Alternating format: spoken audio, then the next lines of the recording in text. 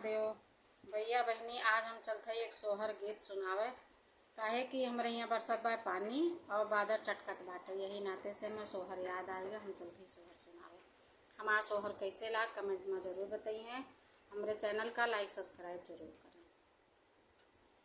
समना भदवना के रति भी, समना भदवना के रतिया भी झूली भले, चमक भी झूली भले चमकई हो।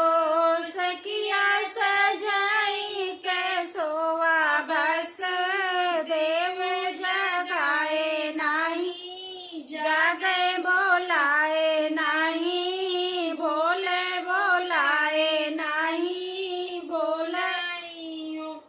ससुरे से उठली है बेटी नैहारे का, गैली नैहारे का गैली नी हो।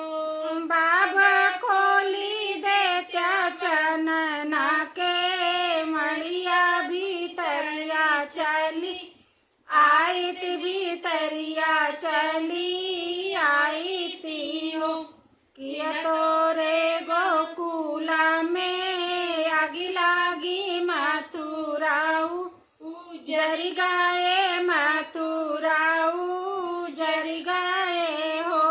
बेटी कवन जरूरत तोरे लागी आयु बड़े भोरे, आयु बड़े भोरे नहीं मोरे गोकुला में आगी लागी मथुराऊ, जरी गाए मथुराऊ जरी गाए हो।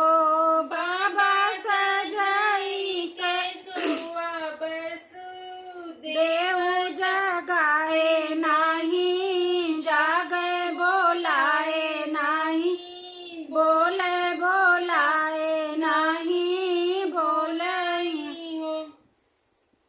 तुही मोरी बेटी से बेटी, तुही ने हमारी बेटी, तुही ने हमारी बेटी हो।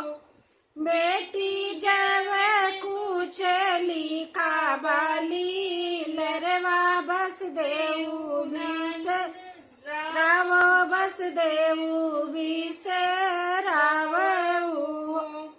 कैस बहुरा ना मोरे बाबा तो के ना बहु, राव तो के ना बहु रावई हो। इतनी बचन सुनी बेटी तो माइया माँ हल गई, माइया माँ हल गई हो। मैया खोली देत्यू चनना के, मड़िया भीतरिया चली आईत, भीतरिया चली आईती हो।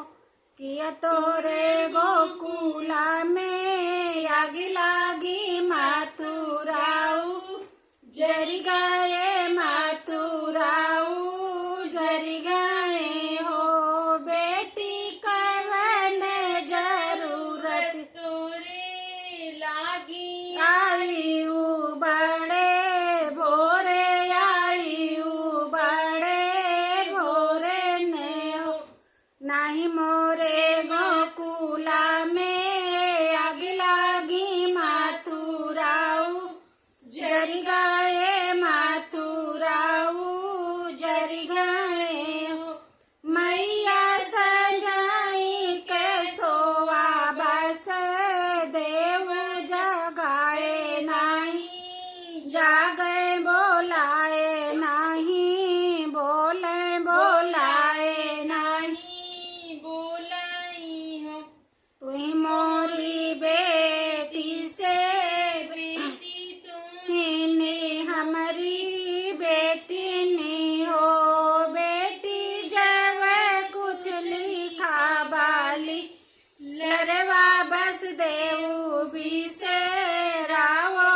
बस देऊ विष रावऊ कैसे बऊरान्यू मोरी मैया तो के ना रावे तो के ना बऊ रावई हो मैया ओठे वाले झूली है झूलनिया तो के ना हमरे देखी है तो के ना हमरे देखी है हो इतनी बचन सुनी मैया तो बेटी से रज करे बेटी से रज करे हो बेटी हथवा के ले चाउर सुर झूम नावो बस देव उठ के बैठे बस देव उठ के बैठाई हूँ इतनी बचन सुनी बेटी तो सुनयो न पावई हो बेटी झकी के चढ़ लिया टरिया तो सूरज नावे बस देऊ उठ के बैठे बस देऊ उठ के बैठा